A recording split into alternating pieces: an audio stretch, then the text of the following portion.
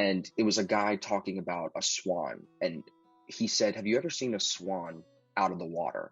And he was explaining how like a swan out of the water looks so awkward. It wobbles funny. It's got these short legs. It doesn't look anywhere as beautiful as it does when it's gliding across the water, when the water has no waves, the fog is maybe light, and the swan is just coasting through, right?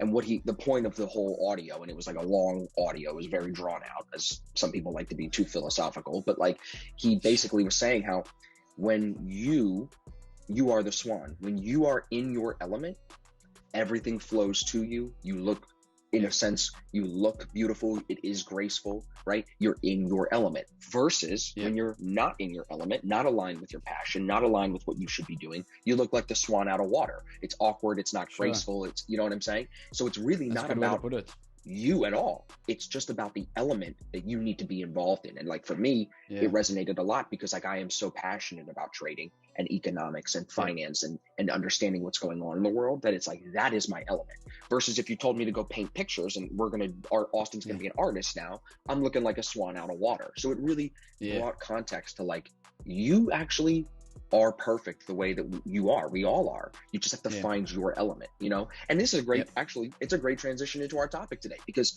when you talk about how many people try to get funded and try to get past these challenges, and you actually look at the statistics behind it, most people can't do it, which would tell you that most people are not in their element when they're trading. And that just backs up the statistic about how many people can't be successful traders. And it's not a beef against anybody. You can't take it personally. You know, I think that's a good place for us to start. As far as your trading, did you ever have to go through an experience where you were like, I am taking these losses personally. I need to detach and focus on a system more so I can just blame the system, not blame myself? Like, how did you work through the not blaming myself kind of thing? You know what I mean? Sure. So I kind of, it kind of happened to me when I was, when I joined you in the beginning of 2020. So I joined ASFX in Austin in the beginning of 2020. And I kind of just was like, you know, now I've got a profitable system.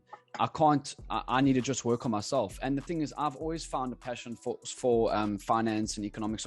For people who don't know, I've got a BCom undergrad degree in financial management, and my dad's an accountant by profession, and so is my girlfriend's dad. So it's always been my passion. I've always enjoyed financial stuff, and trading for me kind of was like, I found it when I was under contract playing professional rugby, and I found that trading is very much like a performance sport, just as much as playing professional rugby is. And that's kind of how I kind of transitioned into trading by like, okay, cool, you know, like I've got a profitable system now. I can't, the system's not at fault. It's now me. I need to work on myself. And that kind of like, you know, I think also, as you say, with these stats and the challenges, you know, I think lots of people who take these challenges, or even trading in general, like, you know, like even if they're trading their own capital with a brokerage firm, they, you know, some people do trading because it looks nice, it sounds nice, the lifestyle looks nice, but it actually isn't what they enjoy. They're just doing it for the money. They're not doing it for the actual